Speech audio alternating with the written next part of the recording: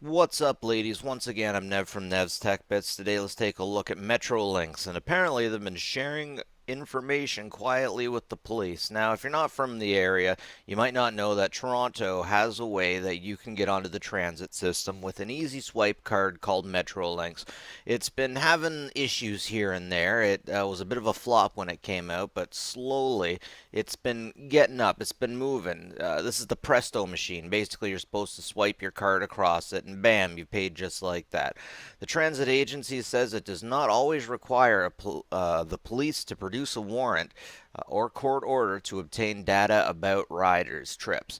Now, this is something we all see going on more and more, and I really think we got to take a stand about it eventually. I got around here. We got factories that are taking your fingerprints. They're damn near getting your DNA. You ever seen the movie Gattaca? We're getting to that. We're getting to that now. Before, like Facebook, it was the things that you were getting were free if they got your information, and we have become so okay with giving our information that we're starting to be okay with giving our information even if we're paying even if we're paying companies uh, with our even if we're paying companies, they're still getting our information, and eventually we got to say no. Come on. Anyways, Metrolinx has been quietly sharing Presto cards users' private travel records with the police. The Star has learned the transit agency has received 26 requests from the police force so far this year, granted 12 of them, according to Metrolinx, which is the provincial transit agency that operates the Presto fare card system used in the greater Toronto area. Oh, it's also in Ottawa. Okay. And basically, with this information, the police can see where you're going. It's not a big deal, I think, if the police get your information to see where you're going, because there's a lot of really scummy people who use the transit system. I'm sure we all know that. There's a lot of scummy people out there that definitely need to be watching. If we don't have people watching them, it will be greatly to our disadvantage. Remember when the FBI told us that there was that idiot who was a terrorist? Jeez, I forget where he was now. I think he was in London. I could have been wrong. Anyways, the FBI told the RCMP. The RCMP got him, but while he was getting in a car. So monitoring people definitely is keeping people safe, but at what cost? Anyways, the minimum amount of information requested is provided, and all the information is reviewed before being provided to the police. We follow the rules of FIPPA. And yeah, basically, they're giving your information over to the cops.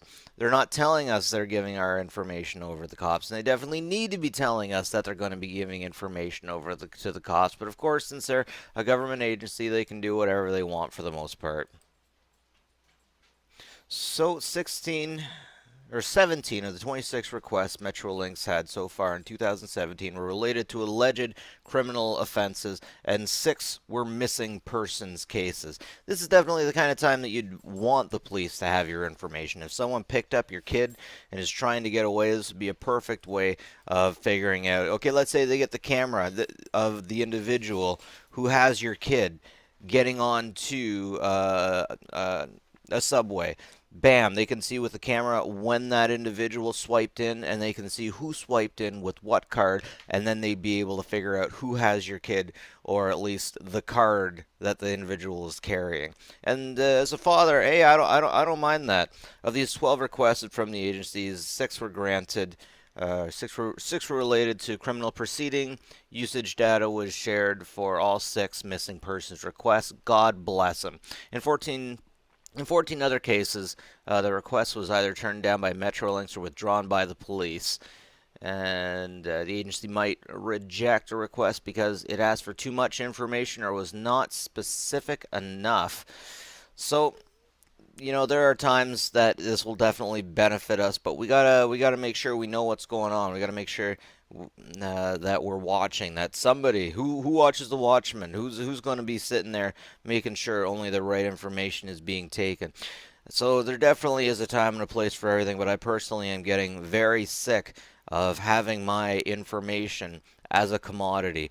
In the States right now, they've decided to let the ISPs sell your history, sell your data, sell your information. And they say since Facebook can do it, we should be able to do it. But again, the thing about Facebook is I don't pay for Facebook, but people do pay the ISPs.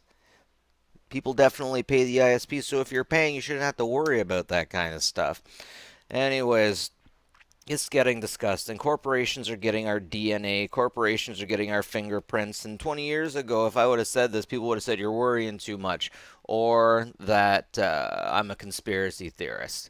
But we got to take a hard stand. We got to start caring about this stuff. In this case, yes, there's good reasons for this to be happening, but there's not always good reasons for people to be taking your information, to be getting our information. We got to be shutting down people that say if you have nothing to hide, you have nothing to worry about, because it doesn't quite work that way. Unfortunately, there are systems of friends, and you can only do so much unless you have the right kind of friends. And if you have the right kind of friends, you can get information, or you can do certain things. The world ain't so cut and dry that everything goes by the law. If you live in small town, I'm sure that you've been stepped on a few times by people who had friends, maybe within the police force or something like that. It happens. You can't say it doesn't. We all know it does.